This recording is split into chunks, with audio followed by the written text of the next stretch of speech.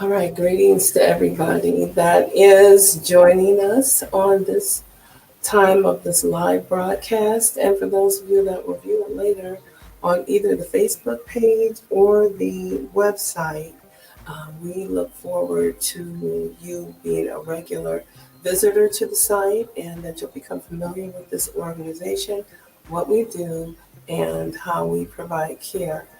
Now, I want you to just take a look at who I'm representing today. I'm Dr. Valerie Simpson. I am a member of the Psych Social team for Guardian Angel Hospice. I am the chaplain. Again, that's Psych Social. So it deals with everything that is non spiritual. So that's everything from your emotions, your decision making processes, anger, wrath, frustration, anxiety, depression, all of these things that are active or tend to plague you or give you um, uncomfortable seasons and times in your life. This is what chaplaincy is for. There is a clinical aspect of chaplaincy. Now, what I would like to do, first of all, is, of course, introduce the company, Guardian Angel. This banner is going to say everything for us. I have been working for Guardian Angel for going on a few years now, and I do love what I do. So it has been in existence for 30 years. Many hospice organizations have come and gone. This this hospice organization has been around for 30 years, and the owners, the proprietors of this organization started it out of a genuine need for support. They saw a need after their own child had suffered life-threatening injuries and needed care, and there was a lack of it. So they've been doing that around the country for decades now. I want to talk to you today, and I want you to be able to use this site because this is for the community. Be certain to forward this to anybody you feel may have some type of a benefit out of it. So this week, I want to talk to you about self-care. And self-care is something that a lot of people may not realize they need, but they do. So we're going to talk about self-care. Remember, you can forward this to anyone that you wish. All right, Guardian Angel, home care and hospice, but talking about self-care. What is self-care? Self-care is the ability to manage your own health, both emotional, mental, psychological, your physical health, with specific means. And there are various ways we will discuss this. But one of the things that could be or probably should be addressed first is the problem that many people that are caregivers experience with self deprivation. So, we're talking about self care. And one of the main problems with people that are caregivers need to attend to themselves by giving self care. So, self care and the need to provide it, one of the first things that you're going to run into is sleep deprivation. Now, Oxford gives us a very succinct and a very clear definition. Sleep deprivation, you're deprived of your sleep. And sleep deprivation is just a situation where, uh, or it's a condition, for whatever reason, that you may be suffering from a lack of sleep. A lack of sleep can be caused by trauma, it can be caused by stress, it can be caused by pain, it can be caused by anxiety. But I want to give you a few tips on managing and coping with sleep deprivation. All right, so one of the things that I want you to know is that sleep deprivation is not only a common phenomenon with many of the people or many people that are under stress and that are caregivers, but it's a common situation for people that just have a hard time coping with the things that are happening in their life. So I want you to know when you are possibly contending with sleep deprivation and not just having a moment and I hope that you'll pay more attention to your body. So sleep deprivation leaves your brain exhausted so that it can't perform its duties as well. You may also find find it more difficult to concentrate or learn new things. Sleep deprivation is a very serious problem that can cause you to be forgetful. It can cause you to carry anxiety. It can cause frustration. It can even cause more serious problems. If you're not thinking clearly, bad decisions can be made, both on your part and someone that you may be caring for. It will affect your body. I want to say this: sleep deprivation is very serious physically, because when you don't sleep, your body doesn't get a chance to re-energize, and that is when your body heals. That is when the clarity and it comes back, and the brain fog is better. And so many of the clinicians, actually, there were some psychologists that did a study at the University of Chicago, and they determined that every event or every life-changing event, whether it's life-changing or not, but just about every event has a level of stress associated with it. And if you're over a certain number of those stressors, each one carries a certain weight or a certain number. And if you exceed a certain number, it will affect your physical health within a period of even as short as 2 years. One of the things that was mentioned about dealing with this type of stress is taking time to give your brain a break.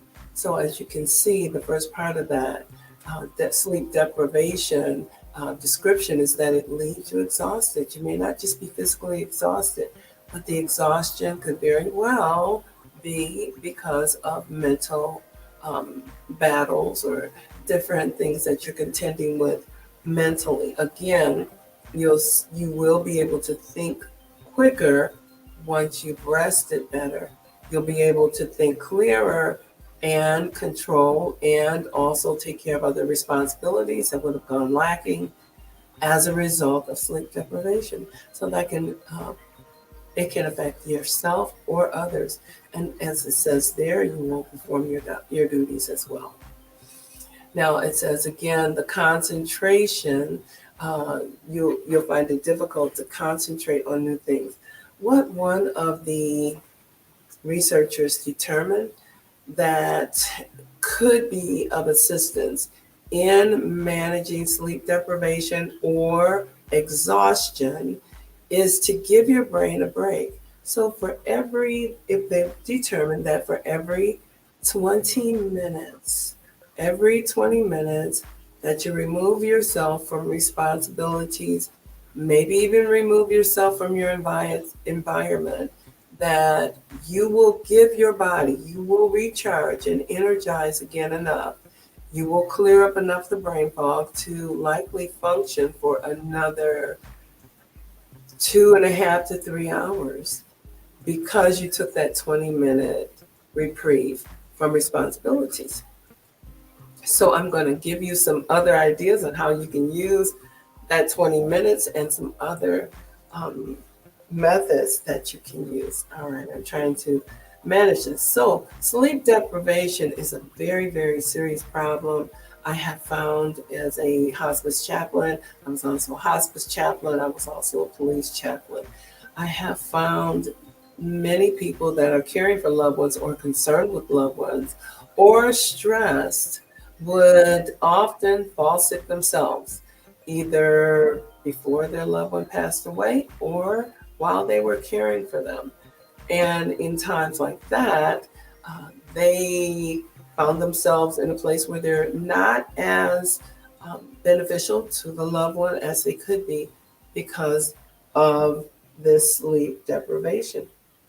All right, so let's move on. I want to look at now, in addition to sleep deprivation. Now, again, remember that take a 20-minute break and just give yourself the permission to just alleviate some of that stress by removing yourself from the stressful environment. All right, let's give you a few ideas on how you can handle it. And this week again, we're only dealing with sleep deprivation, exhaustion, fatigue, some of the non-pharmacological ways that you can manage it. All right, so let's go to this particular concern. All right, there is a lack of serotonin when you are not able to sleep. There's a lack of serotonin. So what has to be done is you simply replenish your resources. You replenish your serotonin with other sources. And that is what I'm trying to give to you now. Let me just take this banner down so we can see this entire screen. We're going to go through this really quickly.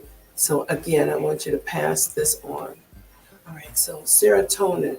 This is one of the hormones in the body that tells the body to, when your body becomes, you're wired in such a way that when your body is fatigued, that your body will send neurons, neurotransmitters through your body into specific organs that are designed to release chemicals. In this case, when you are fatigued or when you are exhausted, it sends to your body messages that you need to get some rest. So there are certain things that you can do in order to rest. One of the things I want to give you is serotonin is also controlled by the level of light. So when you want to sleep well at night, one of the first things you're going to do is to learn to not have such bright lighting at the end of the day. Not such bright lighting at the end of the day, because that bright lighting will actually keep you woke. If you ever think about it, you may be asleep or trying to go to sleep, and just at the moment when you're about to fall off to sleep, if someone were to turn on the lights or you have the TV on or something created light will drive away your serotonin. So the way the body works, your circadian rhythm will begin to unwind at a certain time of day. But if you're experiencing exhaustion and if you're experiencing a sense of anxiety, or you just can't seem to get rest for whatever reasons, it could even be stress. And we will talk about managing stress in another segment. But this one, the serotonin, in order for it to work, start at the end of your day by turning down the lights so the lights aren't as loud. Put yourself into a position where you are not faced with a lot of challenges and responsibilities. Simply remove yourself from them. All right. And when you do that, you will be able to wind down a little bit, but sometimes that's minimal.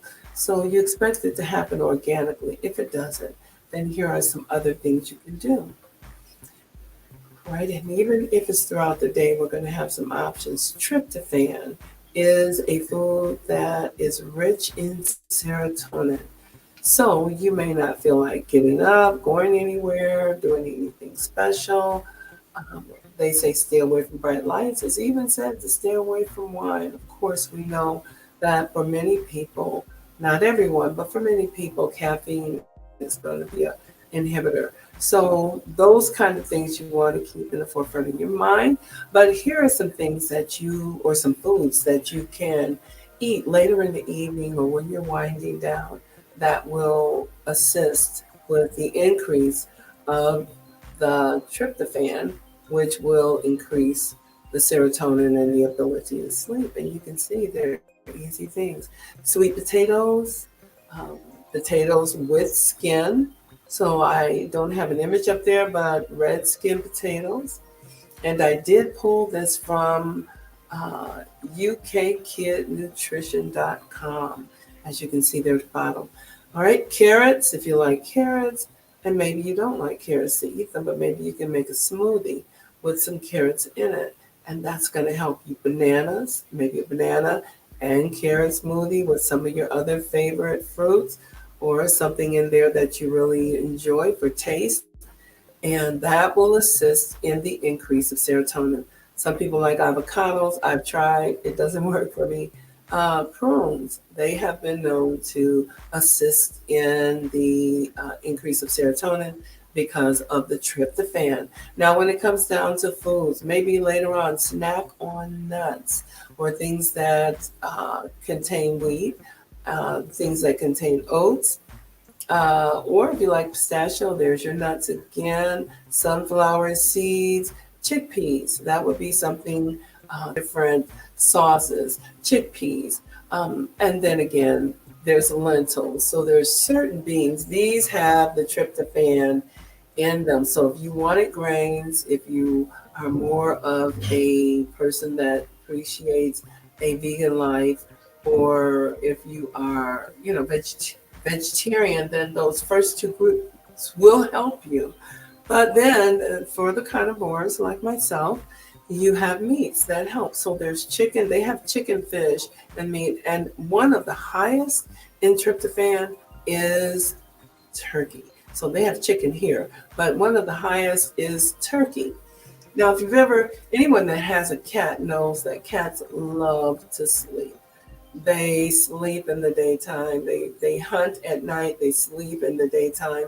They'll take a number of naps and they're just sleepy and drowsy. And part of the reason for that is because cats have a lot of tryptophan in their bloodstream. So that's what causes them to sleep like that. Now, I want to, in case foods are not what you're going for, especially if you don't go to bed until a certain time of night, then there are other methods, and it's exercise. So I want to go there, and let's just take a quick look at what we can get from that. All right, so to stimulate serotonin, you can do so, it says, with sunlight. That's different from these UV lights and the different type of lighting that we have in the house. Sunlight is, there's a certain element in it that brings peace. It stimulates serotonin, may not put you to sleep, but it may give you a calming effect. It may give you a comforting effect so that you find that soothing moment throughout your day. And these are things you can do in your 20 minutes that is going to increase your ability to function intensely for at least 2.5 to 3 hours. Here's another one. Now, you may say, chocolate, I can't imagine, because chocolate has caffeine in it. Well, when the sugar wears off, of course, it starts to wear down, but additionally, you have the pleasure of that chocolate if you are not necessarily a chocoholic, but if you enjoy chocolate. So those are some other ways that you can stimulate the serotonin in your body. Your body releases it. It goes throughout the bloodstream. It goes into the nervous system, and it begins to help you to find ways to calm down so you're not out there on your own. Now, this is self-care. This is our first session. Last week, we just introduced the program. But this week is our first session, and it is on self-care. There are other lessons that we will bring to you on self-care.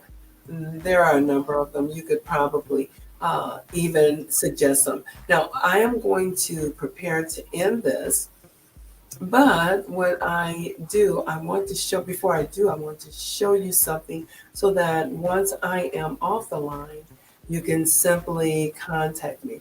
I have included for you a list of the numerous other ways you can find relief in grief, anxiety, and suffering. I'm just going to post them for you. So for your well-being, all right? Okay, your spirit is your mind, body, soul, and your thoughts, and it gives you a little bit of differences. Talks about the 5 stages of grief. Also, it goes through them when you're in denial. It helps you to understand what stage you are in. bargaining, where we try to talk and say this just weren't so. Depression, that is natural and normal. You come to the place you're when you accept it, and you know you've accepted it when you can say, I'm not all right, but I'm going to be all right. All right, and as you can see, it's going through the other slides. Serotonin, mood stabilizer. Okay, and then it shows the ones that I just showed. Let me just let you see them all. Because this can become available to you, ways to stimulate. Okay, and here's some of the others like oxytocin, endorphins, which can be stimulated by activities that you enjoy, like exercising. Other ways to stimulate them are with spicy foods.